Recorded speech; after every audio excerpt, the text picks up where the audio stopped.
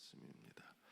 같이 읽겠습니다. 아무 일에든지 다툼이나 허영으로 하지 말고 오직 겸손한 마음으로 각각 자기보다 남을 낮게 여기고 각각 자기의 일을 돌볼 뿐더러 또한 각각 다른 사람의 일을 돌보아 나의 기쁨을 충만하게 하라. 아멘. 겸손의 영성에 대해서 2장 1절에서 4절 말씀을 다시 나누고자 합니다. 지난 수요 예배 때 2장 1절에서 4절까지를 저희가 나누었는데 오늘 한 번 더 나누고자 합니다. 왜냐하면 2장 1절에서 4절이 빌립보서에서 아주 중요한 본문입니다.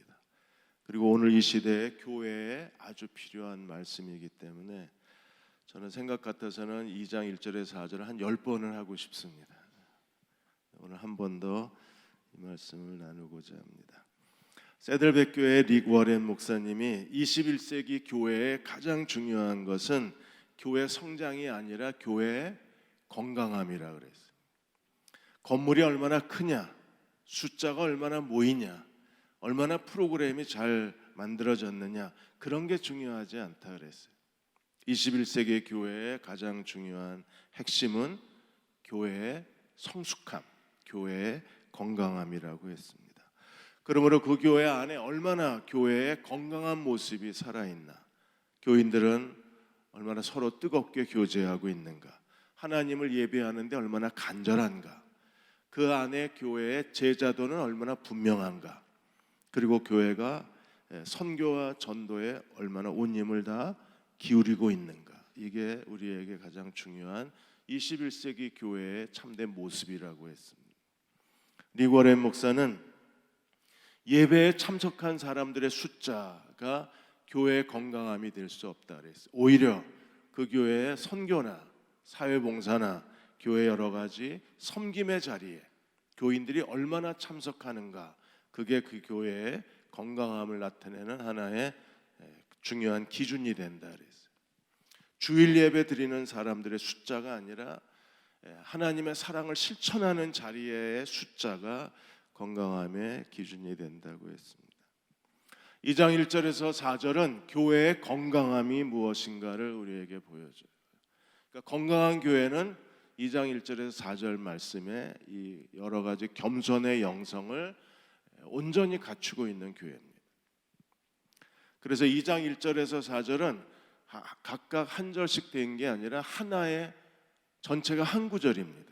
그래서 2장 1절에서 4절까지가 하나의 긴 문장으로 만들어져 있고, 그리고 이 2장 1절에서 4절까지의 가장 큰 주제는 마지막에 나와 있는 나의 기쁨을 충만하게 하라. 기쁨을 충만하게 하라는 뜻은 기쁨을 완전하게 하라는 거예요. 그러니까 바울은 빌립보 교회가 바울의 기쁨을 완성시켜 주는 교회가 되기를 원했어요. 오늘 우리도 바울의 기쁨을 완성시켜 주는 그분의 교회가 되어야 합니다. 그래서 바울의 기쁨이 아니라 하나님의 기쁨을 완성시켜 주는 거예요. 그래서 2장 1절에서 4절까지를 우리가 하나님을 기쁘시게 하는 공동체의 교회론이 무엇인가, 겸손의 영성이 무엇인가를 우리에게 가르쳐 주고 있습니다. 자, 첫째로 가장 중요한 두 가지 주제가 반복되고 있어요. 그것이 박해와 분열에 대한 바울의 계속적인 1장과 2장에서의 가르침입니다. 신학자 R.P. 마틴은 말하기를 지금 1장과 2장에서 바울이 말하고자 하는 것은 교회, 빌립보 교회와 바울에 대한 두 가지 주제, 하나는 외적인 박해가 있고 하나는 내적인 분열이 있다는 겁니다. 이 박해와 분열 두 가지 주제가 바울을 덮쳤고 그리고 빌립보 교회를 지금 혼란스럽게 만들고 있다고 했습니다. 이 두 주제가 바울과 빌립보 교회에서 어떻게 드러났는가, 그리고 우리는 이 두 가지 주제에 대해서 어떤 태도를 가져야 되는가. 제일 먼저 1장 14절에서 18절까지 바울을 둘러싼 두 가지 이 두 부류의 주제가 어떻게 나타났는가를 우리가 다시 되돌아보고자 합니다. 바울이 로마 감옥에 갇혔습니다. 그러자 어떤 일이 벌어졌습니까? 감옥에 갇힌 바울을 대상으로 해서 두 부류의 사람으로 나뉘어져요. 한쪽 부류의 사람들은 어떤 사람들이었습니까? 바울이 감옥에 갇힌 것을 인하여 그들은 1장 15절에 보시면 투기와 분쟁으로 바울이 없는 동안에 바울의 자리를 자기들이 차지하고자 하는 시기심과 질투심으로 바울을 대신해서 복음을 전하는 사람들이 있었어요. 그들은 투기와 분쟁과 다툼의 사람들입니다. 한쪽 부류의 사람들은 바울이 사라져버리자, 바울이 감옥에 갇히자 바울이 가졌던 그의 사람들에 대한 존경, 사람들에 대한 인기, 그의 명성, 그걸 갖고 싶었어요. 그래서 한쪽 부류의 사람들은 다툼과 허영과 그리고 그 투기, 질투심으로 바울을 대신해서 그리스도를 전하는 사람들이 있었습니다. 또 한쪽에는 어떤 사람들이 있었나요? 바울이 자리가 비자 그들은 바울에 대해서 선한 뜻으로, 바울을 사랑하는 마음으로, 그리고 착한 마음으로 바울을 대신해서 복음을 전하는 사람들이 있었어요. 바울의 감옥이 가져온 이 두 가지 현상, 한쪽에서는 질투와 다툼과 그 허영 탐욕으로 복음을 전하는 사람들, 또 한쪽에서는 좋은 뜻과 사랑으로 바울을 대신해서 복음을 전하는 사람들이 불일치, 분열의 현상. 바울은 이러한 현상에 대해서 뭐라 그랬습니까? 1장 18절에 전파되는 것은 그리스도니 외모로 하나 참으로 하나 전파되는 것은 그리스도니 내가 기뻐하고 또한 기뻐하리라. 근데 그 기쁨은 완전하지 않았어요. 그래서 오늘 2장 1절에서 4절까지 빌립보 교회 안에 두 가지 현상이 일어나요. 그래서 빌립보 교회 안에 일어나는 두 가지 현상에 대해서 바울이 나의 기쁨을 완전하게 해라. 1장 18절에 내가 기뻐하리라. 2장 4절에 나의 기쁨을 완전하게 해라. 바울은 빌립보 교회가 처해 있는 현상에서 밖에는 박해가 있고 안에는 분열이 있었어요. 이 일에 대해서 바울이 빌립보 교회에게 권면한 말씀이 무엇입니까? 빌립보 교회의 1장 27절 28절에서 뭐라 그랬어? 1장 27절에 보시면 너희가 그리스도의 복음에 합당하게 생활하라. 하나님 나라의 시민답게 살아라. 그래서 어떻게 살기를 원했습니까? 그들이 한 마음과 한 뜻으로 그리스도 앞에 서 있길 원했어요. 그래서 한 마음과 한 뜻으로 복음의 신앙을 위하여 협력하는 모습을 보여달라. 이게 교회 안에 분열에 대해서 바울은 한 마음과 한 뜻으로 복음의 신앙을 위해서 협력하는 걸 보여줘라. 그리고 교회 바깥의 박해에 대해서는 28절에 대적하는 자들을 인하여 두려워하지 않는 모습을 보여주었으면 좋겠다고 요청을 했습니다.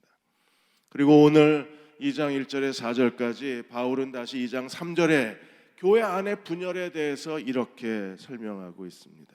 그들에게 이렇게 하면 안 된다. 분열을 일으키는 두 가지 중요한 요소가 무엇입니까? 아무 일에든지 다툼이나 허영으로 하지 말라. 이 다툼과 허영이 교회를 분열시키는 것. 바울에 대해서도 다툼과 허영으로 그리스도를 전했던 사람들이 있었어요.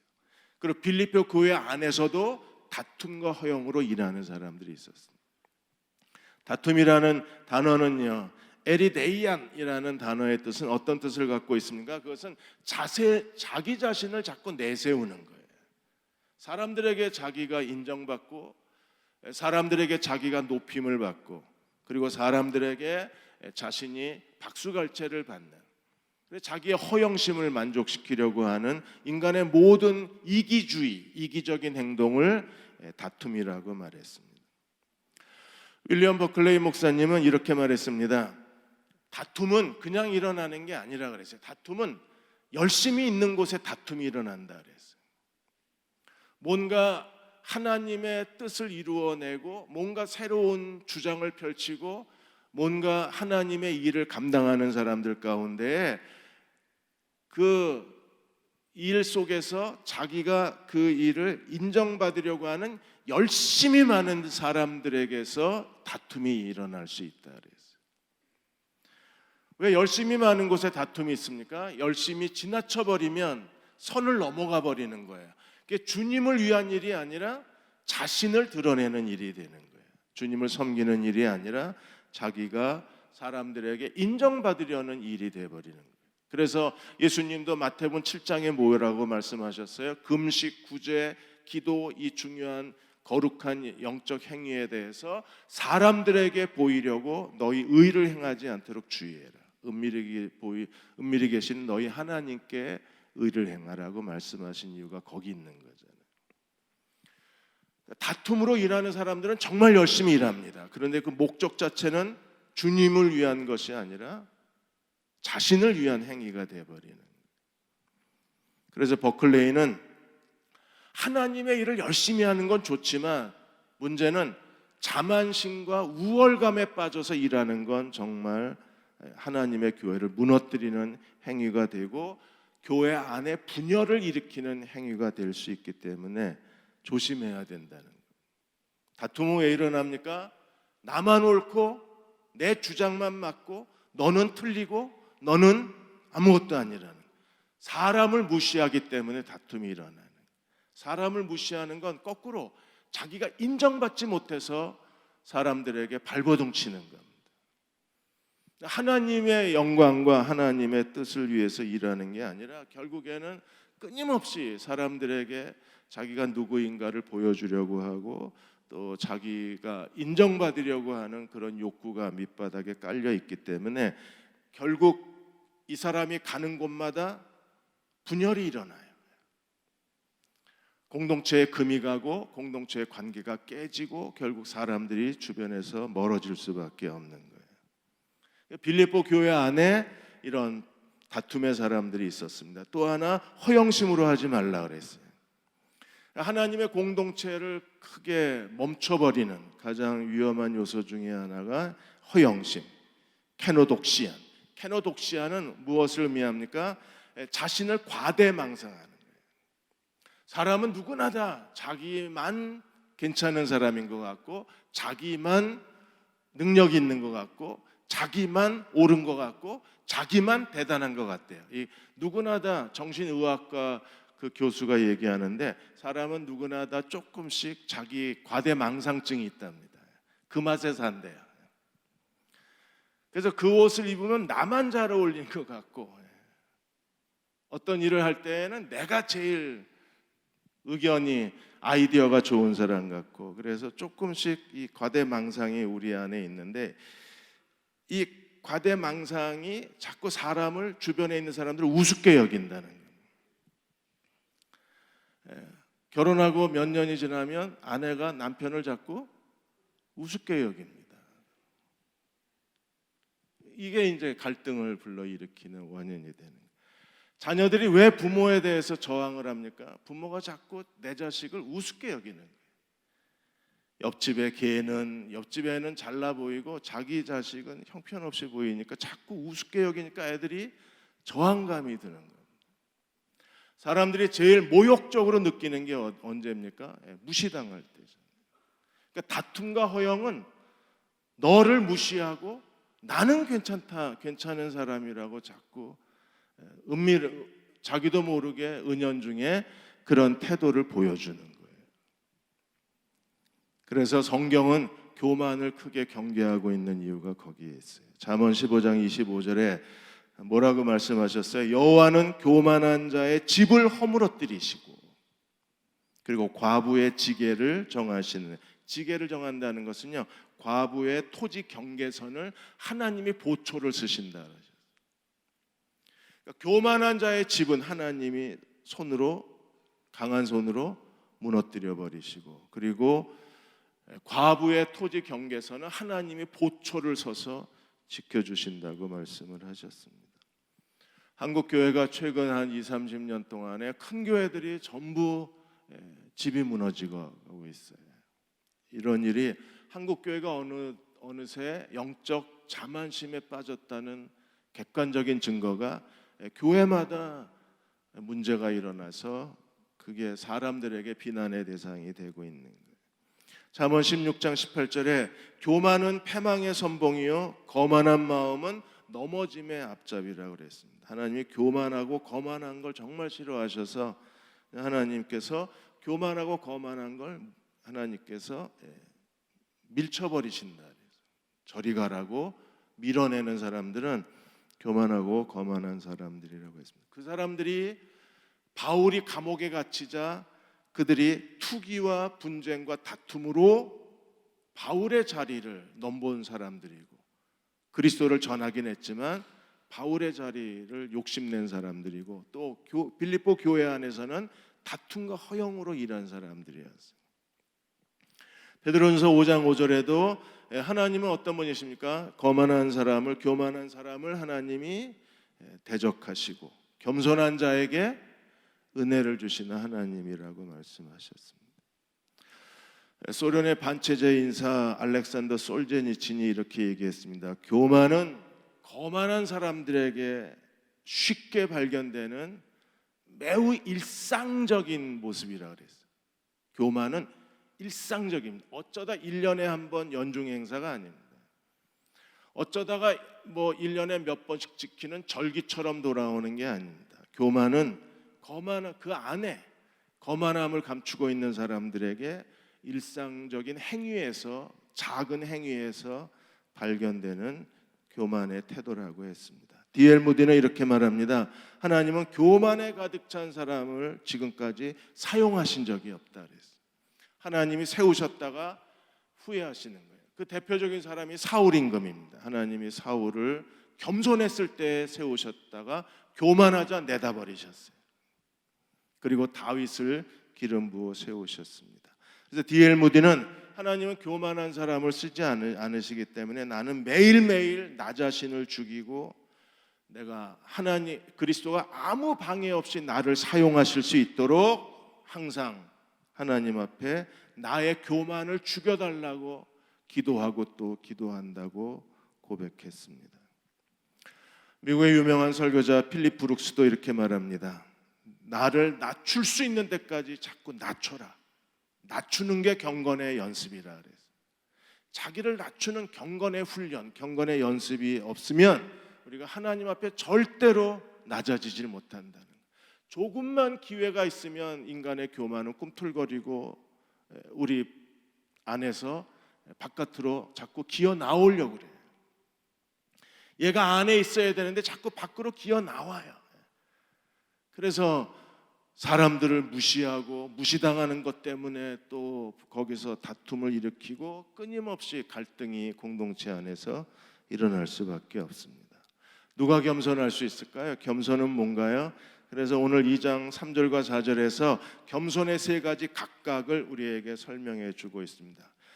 겸손이 뭐예요? 2장 3절에 오직 겸손한 마음으로, 겸손이 무엇입니까? 각각 자기보다 남을 더 낮게 여기고 그래요.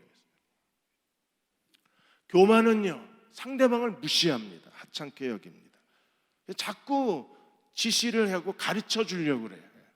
왜 사람들이 자꾸 가르쳐 주려고 그럽니까? 하는 게 못마땅해 보이고 뭔가 가르쳐 주지 않으면 안 될 것 같고, 그래서 대한민국은요 전부 대통령을 가르치고 정치를 가르치려고 그러잖아요. 정치 그렇게 하면 안 된다 그러고, 술집에 가면 술 한 잔씩 들어가시면 모든 대한민국 남자가 다 아주 뛰어난 정치학자가 돼서 그렇게 하면 안 된다고 그럽니다. 그러니까 다툼과 허영이 이게 상대방을 무시하는 데서 오는 현상이기 때문에 그게 공동체를 균열을 일으키는 가장 무서운 현상 중에 하나이기 때문에, 그래서 겸손은 뭐예요? 제일 먼저 나보다 남을 더 낮게 여기는, 나를 더 낮게 여기는 게 아니라 너를 더 낮게 여기는 거예요. 뭔가 자꾸 말을 해주고 싶을 때 참으세요. 왜 참아야 돼요? 생각이 있겠지라고 믿으세요. 알아서 하겠지라고 믿으세요. 하나님께서 이 일을 가르쳐 주시고 그 사람이 그 일을 제대로 해내도록 하나님께서 인도하실 것을 믿고 말하고 싶은 걸 참으셔야 돼요. 근데 자꾸 우리는 참지 못하고 자꾸 지적을 합니다. 이렇게 하라, 저렇게 하라, 너 왜 그러냐 그러고. 가족 사이에 제일 힘든 게, 남편과 아내 사이에, 부모와 자녀 사이에 제일 힘든 게 뭐예요? 자꾸 왜 시어머니가 그렇게 기피 대상이 됩니까? 자꾸 며느리한테 지적을 하니까, 잔소리를 늘어놓으니까. 왜 그래요? 못 믿는 겁니다.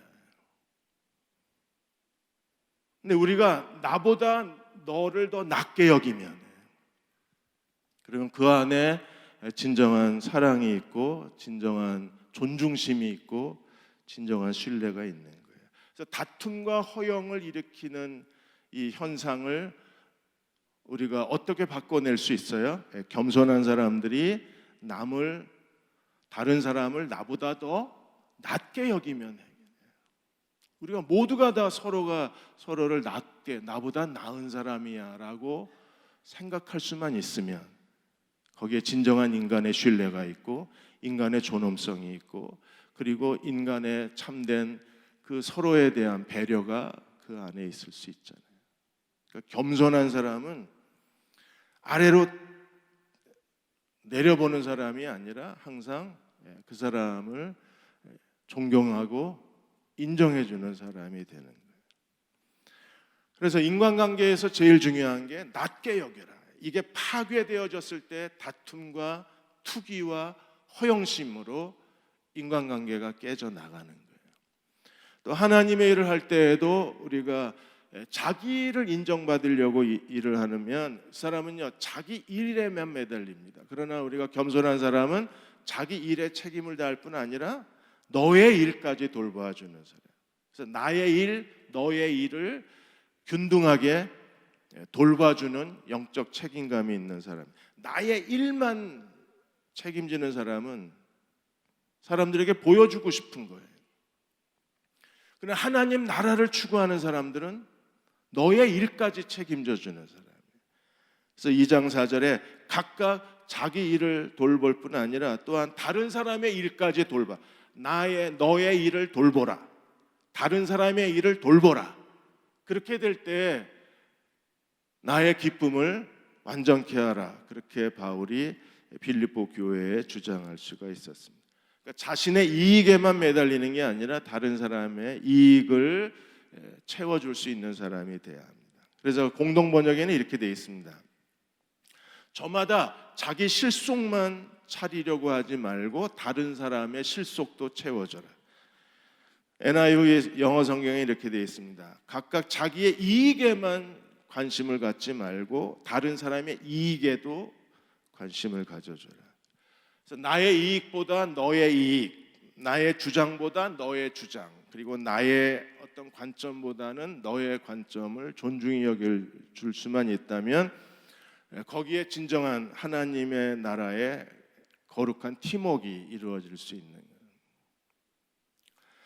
아마존의 베스트셀러 1위를 했던 하이파이브라는 책이 있습니다. 이 책이 이제 한국에도 번역이 돼서 많은 그 조직 문화의 새로운 방향을 보여주었는데, 잘 아시는 대로 칭찬은 고래를 춤추게 한다의 켄 블레차드가 이 책을 공저로 썼습니다.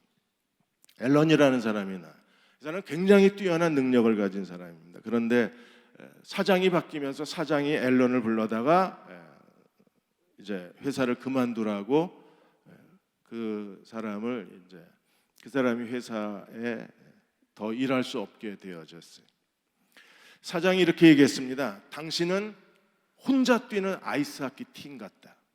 근데 우리가 원하는 사람은 다른 사람들과 함께 일할 수 있는 그런 사람이 우리에게 필요하다. 당신은 혼자 능력이 있지만 다른 사람과 일할 줄 모른다. 내가 필요한 사람은 팀이 성과를 낼 수 있도록 팀에 기여할 수 있는 사람이 필요하다. 그래서 당신은 나에게는 적합한 사람이 아니다. 그래서 거기서 권고 사직을 당합니다.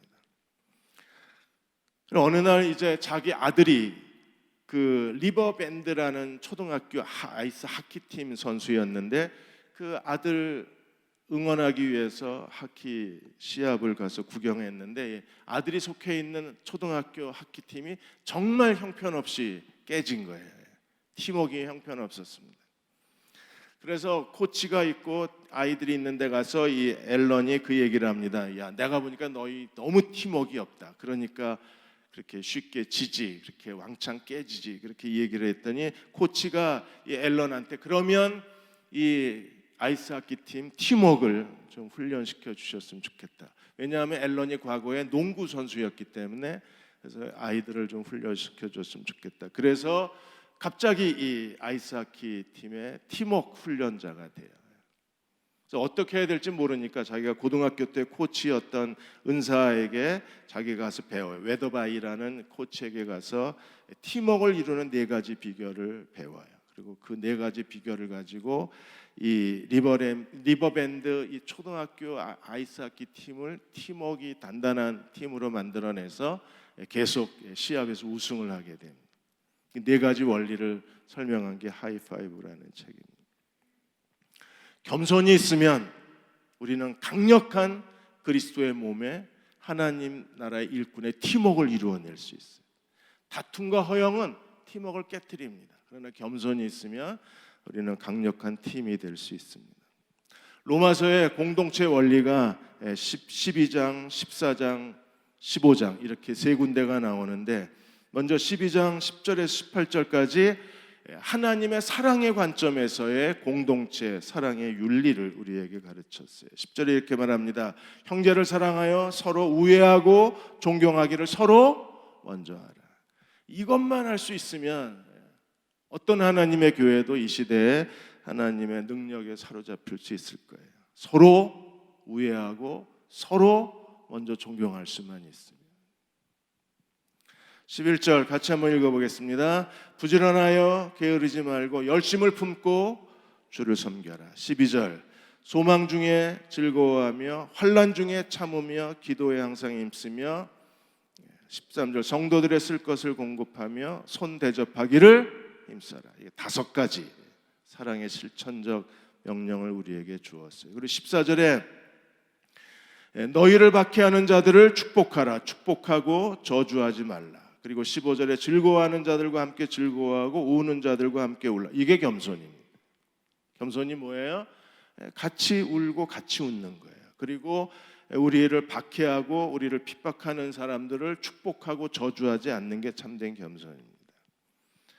그래서 16절에 같이 한번 읽습니다. 서로 마음을 같이하여 높은 데 마음을 두지 말고 도리어 낮은 데 처하며 스스로 아까 겸손에 대한 설명하고 똑같잖아요. 스스로 지혜 있는 척하지 마라. 가능하면 어떻게 하라고요? 마음을 높은 데 두지 말고 마음을 낮추라 그랬어요.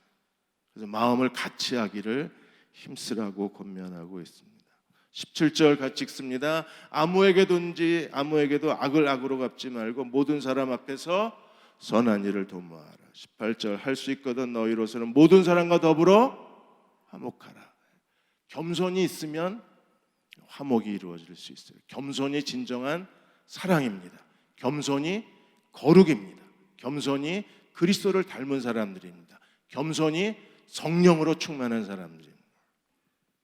14장에 보시면 그리스도의 주권적 관점에서의 겸손을 우리들에게 설명해 주었어요. 8절에 같이 한번 읽습니다. 우리가 살아도 주를 위하여 살고 죽어도 주를 위하여 죽느니 그러므로 사나 죽으나 우리가 주의 것이로다.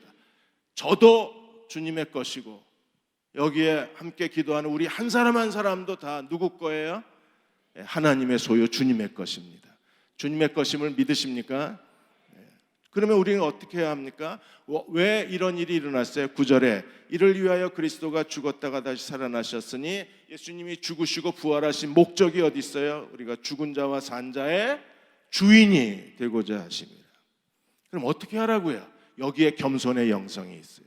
그리스도가 우리의 주인이심을 알고 우리가 그분의 소유, 내가 그분의 소유요 우리 모두가 그분의 소유라는 걸 인식하는 사람들이 겸손합니다. 그들은 어떻게 삽니까? 10절에 내가 어찌하여 내 형제를 비판하느냐 어찌하여 내 형제를 업신여기느냐 우리가 다 하나님의 심판대 앞에 서리라.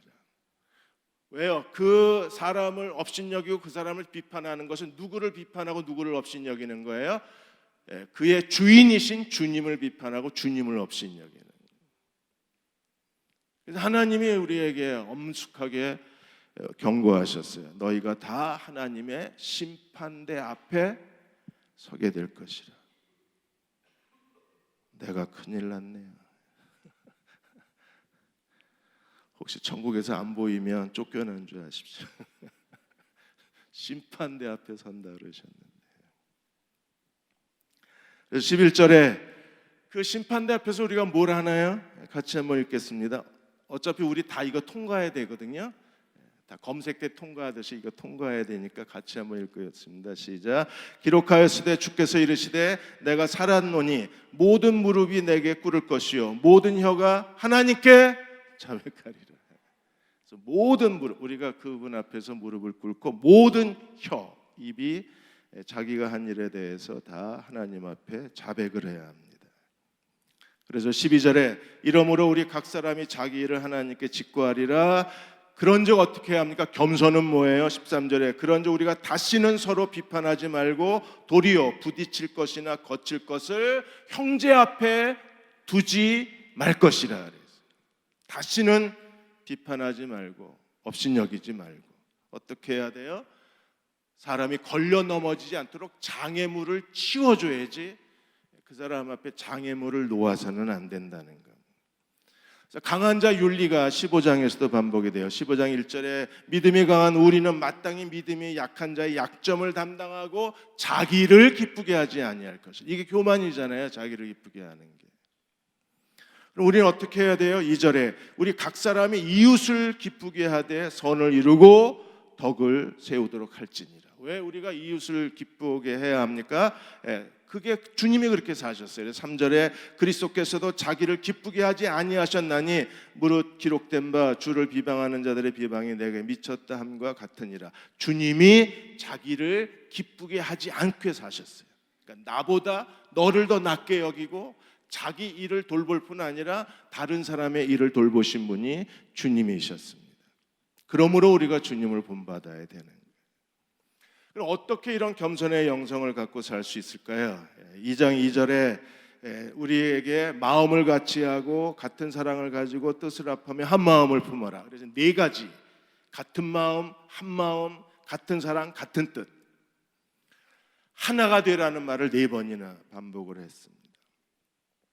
하나님의 창립 70주년을 맞는 대흥침례교회를 축복하셔서 우리 모두가 어린아이로부터 어른에 이르기까지 대흥의 모든 교우들이 마음을 같이 하고 같은 사랑, 같은 뜻, 한 마음이 되는 축복이 있으시기를 주의 이름으로 축원합니다.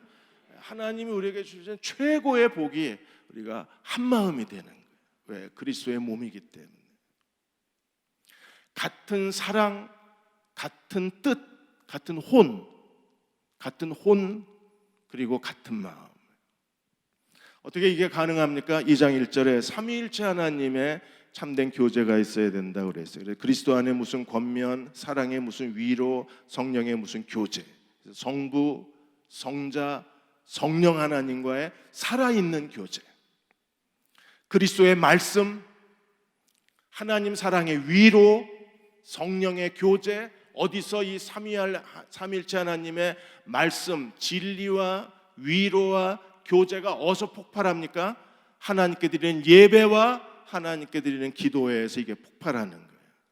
그래서 우리가 전심을 다해서 예배 드리고 싶은 이유가 여기에 있어요. 왜냐하면 살아있는 예배, 깊이 있는 예배, 생동감 있는 예배, 생명력이 넘치는 예배를 통해서만 우리는 그리스도의 말씀, 그리스도의 진리, 하나님 사랑이 주시는 위로, 성령의 참된 교제, 어디서 경험할 수 있어요? 어디서 체험할 수 있습니까?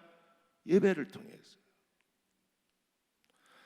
그리고 온 마음을 통하여 찬양을 부를 때 그 찬양 속에 우리 하나님의 사랑의 위로를 경험할 수 있어요. 그 뜨거운 찬양 속에 성령 안에서의 참된 교제를 나눌 수 있어요. 그리고 하나님 말씀을 설교를 들을 때 우리는 그리스도가 주시는 참된 권면, 진정한 진리의 지식, 하나님의 뜻에 대한 깨달음, 그리고 우리가 어떻게 살아야 되는지에 대한 하나님 말씀의 가르침을 받을 수 있는 시간, 예배 시간입니다. 그래서 A.W. 토저가 예배에 대해서 이렇게 얘기했어요. 예배는 복음주의 교회 안에서 잃어버린 하나님 나라의 진주와 같다 그랬어요. 예배는 잃어버린 보석과 같다. 그리스도인이 인생에서 실패하는 가장 큰 이유는 예배는 드리지만 하나님의 영광을 경험하지 못하기 때문이라. 예배는 드립니다.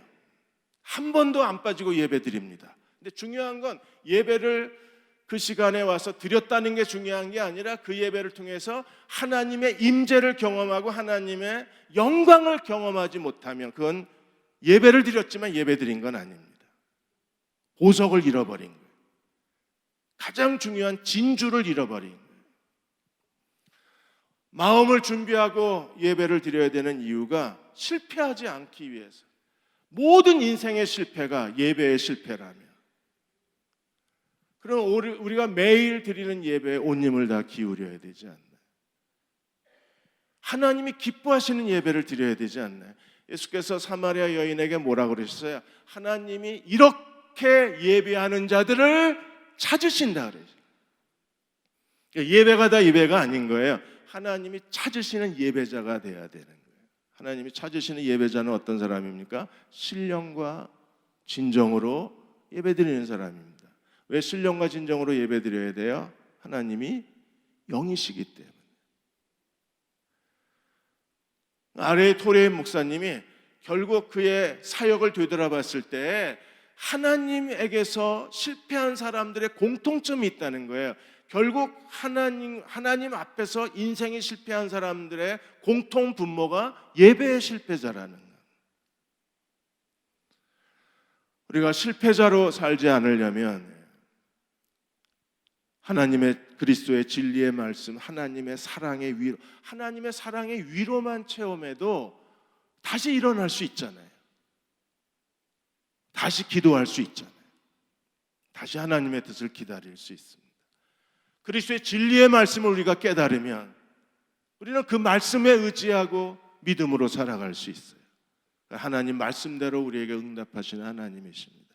무엇보다도 성령의 교제가 있으면 성령께서 때마다 우리가 해야 할 일을 지시하시고 걸음을 인도하시고 그리고 무엇을 해야 할지 가르쳐 주실 때 우리는 성령의 교제와 더불어서 하나님 나라에 합당한 사람으로 살아갈 수 있는 거예요.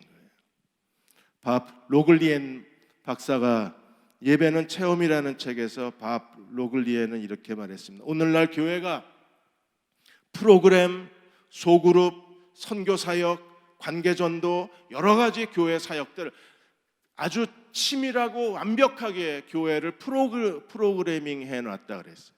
교회마다 여러 가지 소그룹 사역, 그 다음에 선교 전도 사역, 그리고 교회의 중요한 행사, 우리도 70주년 행사를 이번에 준비해 우리는 간소하게 했지만 이런 것들을 다 공동체 프로그램과 제자들을 마련해 놓았지만 그러나 왜 열매를 맺지 못하는가? 왜 이런 프로그램들이 아무 능력이 없는가? 이 프로그램을 예배보다 더 중요하게 여기기 때문에 결국에 그 모든 교회에서 준비한 행사와 사역과 그 프로그램이 아무 열매를 맺지 못한다는 거예요. 이 모든 것 위에 예배가 살아 있어야 하고 예배가 높임을 받아야 하고 예배 기름 부으심이 넘칠 때 그 예배 안에서 하나님을 만나야 그 교회의 소그룹 정책도 열매를 맺고 그 교회 프로그램도 완성도가 높아지고 그 교회에서 하는 모든 선교 전도 사역도 사람들에게 커다란 부흥을 가져올 수 있다는 거예요. 예배에서 하나님을 만나지 못한 사람들을 데리고 어떤 소그룹 전략을 하고 예배에서 하나님을 만나지 못한 사람들을 어떤 프로그램에 동원시켜도 그건 그냥 일회적 행사로 끝나지 하나님 나라를 위한 영적 각성, 거룩한 기름 부으심, 그리고 영혼의 회심, 그리고 하나님 앞에서의 진정한 열정, 그리고 이 사회를 변화시키는 일들이 전혀 일어나지 않는 것은 예배에서 하나님을 만나고 찬양을 통해서 하나님을 만나지 못한 사람들에게는 어떤 프로그램, 어떤 사역, 어떤 교회 행사를 가져도 아무 유익이 없다는 거예요. 그래서 예배는 체험이라고 했어요. 체험. 우리가 그리스도의 무슨 권면, 사랑의 무슨 위로, 성령의 무슨 교제 체험하는 거예요. 하나님을 만나야 돼요.